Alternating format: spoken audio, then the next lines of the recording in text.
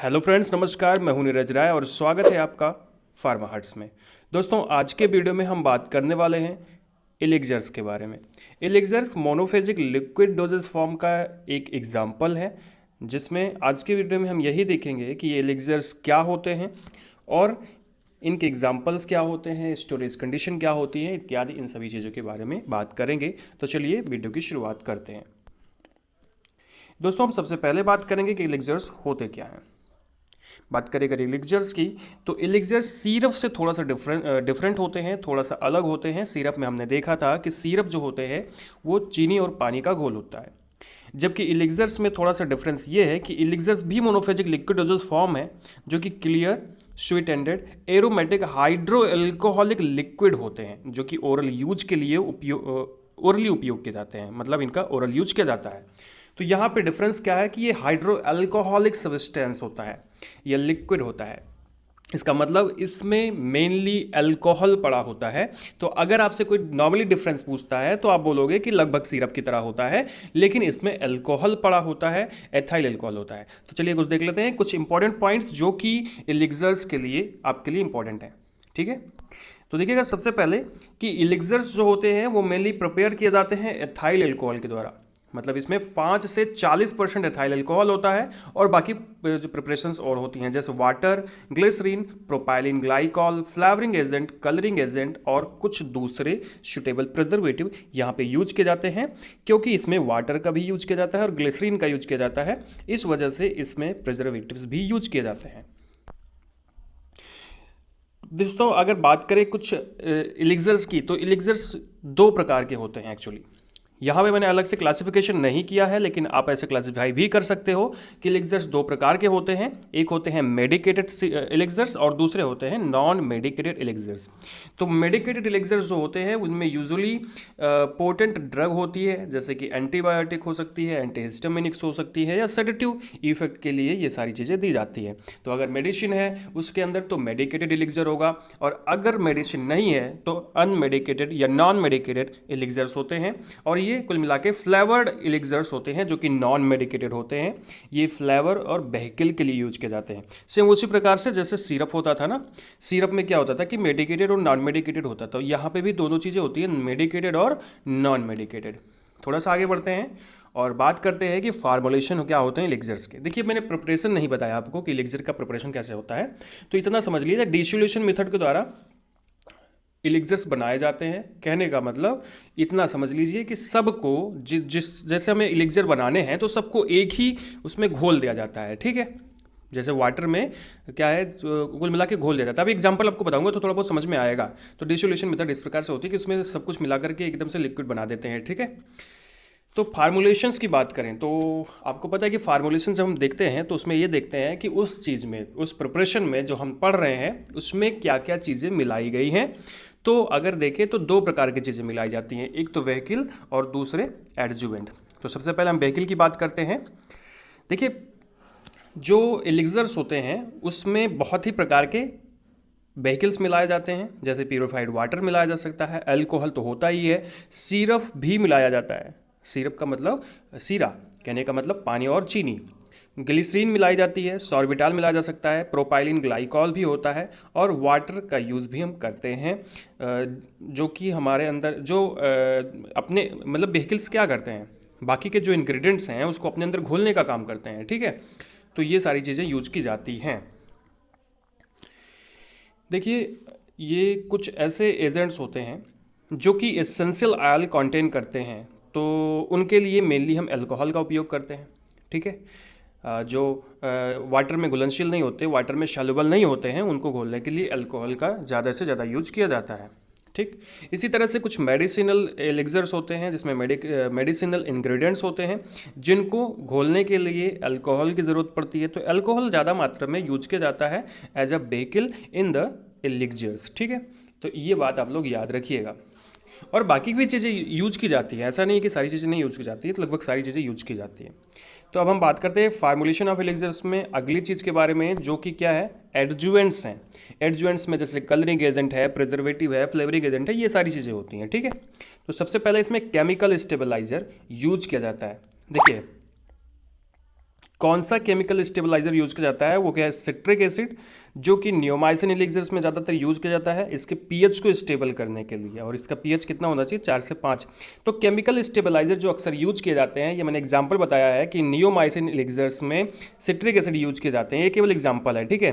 तो chemical stabiliser अगर आपको लिखना है ऐसे एडजुवेंट्स में, तो सबसे पहले आपको केमिकल स्टेबलाइजर की डेफिनेशन लिखनी है अगर आप एग्जाम में लिख रहे हो, ठीक है। ये केमिकल स्टेबलाइजर जो है वो इसलिए यूज किए जाते हैं ताकि जो प्रिपरेशन है उसमें कोई केमिकल हेरफेर ना आए, केमिकल अनस्टेबिलिटी ना आए। तो केमिकल स्टेबिलिटी उत्पन्न करने के लिए केमिकल स्टेबलाइजर यूज किए जाते हैं, ठीक है। तो इसमें हम डाइसोडियम एडिटेट भी यूज करते हैं as a chemical stabiliser elixirs में, तो इसलिए यूज किया जाता है। तो इसका एग्जाम्पल क्या है? सिट्रिक एसिड और डाइसोडियम एडिटेट, ठीक है। इस तरह से बहुत सारे केमिकल स्टेबलाइजर्स यूज किए जाते हैं। डिफरेंट बुक में आपको डिफरेंट चीज़ें मिल जाएंगी, डिफरेंट एग्जाम्पल मिल जाएंगे, ठीक है। अगला हम कलरिंग एजेंट यूज करते हैं, जैसे कोल तार, जैसे एग्जाम्पल है एमरंथ डाई और टार्ट्राजीन, ठीक है। ये सारी चीज़ें कलरिंग एजेंट के रूप में यूज़ की जाती हैं। और फिर वही बात कहूँगा कि डेफिनेशन आपको लिखनी पड़ेगी, कलरिंग एजेंट क्या होते हैं और क्यों यूज किए जाते हैं, अगर आप एग्जाम में लिख रहे हो तो, ठीक है। नेक्स्ट आपको फ्लेवरिंग एजेंट यूज करना होता है। फ्लेवरिंग एजेंट फ्लेवर के लिए यूज होता है एलिक्सर्स के अंदर में, वो होता है ब्लैक ल्यूमेंट सिरप यूज किया जा सकता है, रसबेरी यूज किया जा सकती है, लेमन सिरप। देखो फ्लेवर के लिए मेनली सिरप यूज किया जाता है, ठीक है, ये बात याद रखिएगा।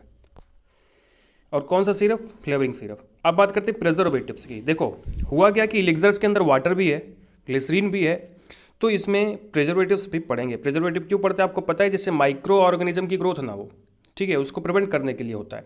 तो मॉल्ट की ग्रोथ को प्रिवेंट करने के लिए अल्कोहल 20% से ज़्यादा या 20% यूज किया जाता है in the elixirs. Propylene glycol use किया जाता है और ग्लिसरॉल यूज किया जाता है एज अ व्हीकल, ठीक है। Benzoic acid, chloroform, methyl paraben, ये सभी यूज किए जाते हैं मेनली एलिक्सर्स के अंदर एज अ प्रिजर्वेटिव। ये सब चीज़ें होती है, ये सारी चीज़ें आप नोट्स बना लीजिए, इसको अच्छे से पढ़ लीजिए, बहुत आसान होता है, कुछ भी टफ नहीं होता, ठीक है, अगर आप पढ़ाई करते हो अच्छे से तो।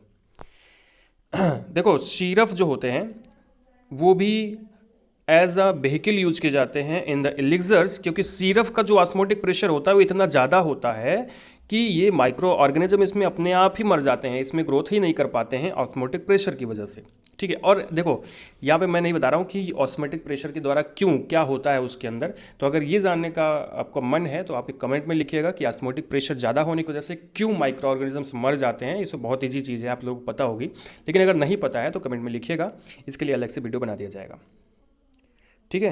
तो ये सारी चीज़ें होती है जो कि प्रिजर्वेटिव के रूप में यूज़ की जाती है इन द एलिक्सर्स। नेक्स्ट आगे बढ़ते हैं और बात करते हैं स्टोरेज ऑफ एलिक्सर्स। एलिक्सर्स का स्टोरेज कैसे किया जाता है एलिक्सर्स में? क्योंकि आपको पता है कि माइक्रो ऑर्गेनिज्म ग्रोथ होने वाले सारे मीडियम होते हैं, इस वजह से इसको सप्लाई और स्टोर किया जाता है well closed air tight container में, जो कि जिसमें स्क्रू कैप लगा होता है।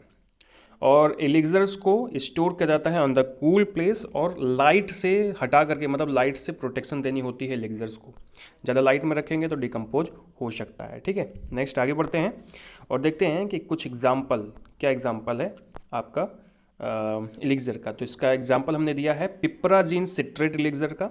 इसमें क्या क्या चीज़ें मिलेंगी? Piperazine citrate 180 gram, chloroform spirit 5 ml, glycerine 100 ml, orange oil 0.25 ml, syrup 500 ml, purified water 1000 ml, ठीक है।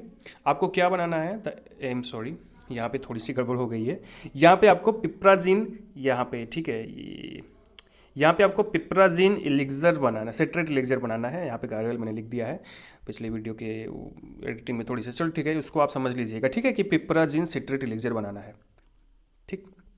मेथड क्या है इसकी? सबसे पहले हम पिपराजीन सिट्रेट को प्यूरिफाइड वाटर के कुछ पार्ट में घोल लेंगे, क्योंकि पिपराजीन सिट्रेट सबको साथ में घोलेंगे तो जल्दी घुलता नहीं है, ठीक है।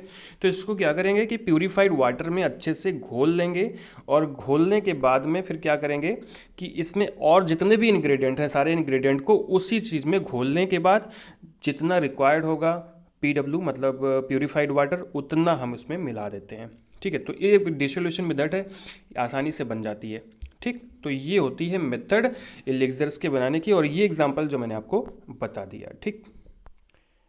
तो दोस्तों ये था एलिक्सर, और नेक्स्ट वीडियो में हम अगले टॉपिक्स पर बात करेंगे। आपको पता है कि जल्दी जल्दी वीडियो नहीं आ पा रहे हैं क्योंकि मैं थोड़ा सा बिजी हूँ और इस वजह से, और दूसरी चीज़ हो गई है क्या कि मोबाइल ख़राब हो चुकी है और ये आवाज़ बिना माइक के रिकॉर्ड हो रही है, माइक नहीं लग पा रहा है। और क्योंकि होता क्या है कि नई मोबाइल ख़रीदने के लिए पैसे चाहिए, आपको पता है और अभी ऐसी कंडीशन नहीं है कि हम नई मोबाइल ख़रीद सकें। तो इस वजह से इस तरह के वीडियो आपको मिल रहे हैं और मैं आपको बोर्ड के वीडियोस नहीं बना पा रहा हूँ। और जल्दी ही कुछ भी कोशिश करके मैं जल्दी ऐसा करूँगा कि सारा काम हो जाए और मैं फिर से वीडियो को अच्छे से कंटिन्यू कर सकूँ। तो फ्रेंड्स, अगर आपको चैनल अच्छा लगता हो और वीडियो अच्छा लगते हो तो चैनल को सब्सक्राइब कीजिएगा, वीडियो को लाइक कीजिएगा और शेयर कीजिएगा अपने फ्रेंड्स के साथ। Thank you.